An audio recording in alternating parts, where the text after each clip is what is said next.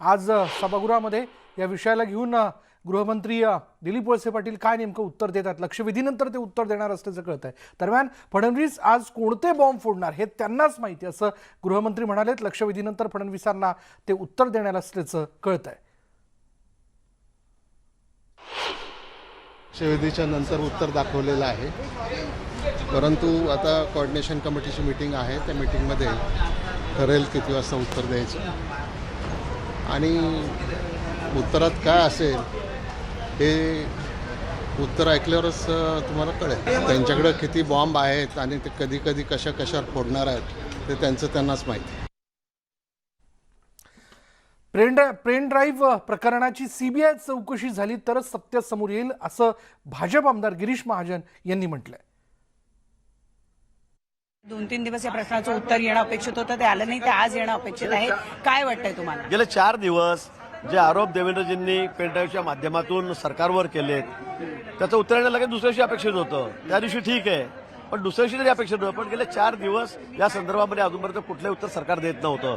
आज ते या ठिकाणी उत्तर देत आहेत, कारण त्यांना उत्तर द्यायला त्याच्याकडे आता उत्तरच नाही, मी असं म्हणेल। ते बोलू शकत नाही विषयावर, कारण हे सूर्यप्रकाश इतकं स्वच्छ प्रकरण आहे। याच्यामध्ये मी सांगितलं की देशातल्या कुठल्याही फॉरेन्सिक लॅबकडे तुम्ही जा, सगळ्या फॉरेन्सिक लॅबमध्ये पाठवा आणि याची चौकशी तुम्ही करा। हे जे आहे ते सत्य त्या ठिकाणी आहे। ते आता किती म्हणत असले की छेडछाड झाली, तारीख बदलली, काय बदलली, त्याची सगळी चौकशी तुम्ही त्या ठिकाणी करा।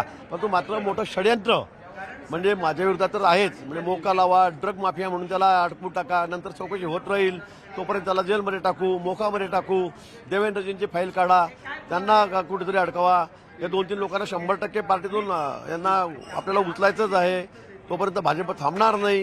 म्हणजे अशा पद्धतीने सगळ्या 5-6 लोकांवर आमच्यावर जे षडयंत्र चाललेलं आहे ते अगदी स्पष्ट झालेलं आहे। सरकारी वकील, विशेष सरकारी वकील हेच त्या ठिकाणी सगळे मांडतायत। मी एफआयआर कशी ड्राफ्ट करून दिली, पोलिसांना सूचना देत आहेत, जे त्यातले तक्रारदार आहेत त्यांच्याशी ते बोलत आहेत, ते समोर बसलेले दिसत आहेत, अनिल गोटे समोर बसलेले दिसत आहेत, ज्यांचे जबाब घ्यायचे त्या लोकांकडून जबाब लिहून घेत आहेत।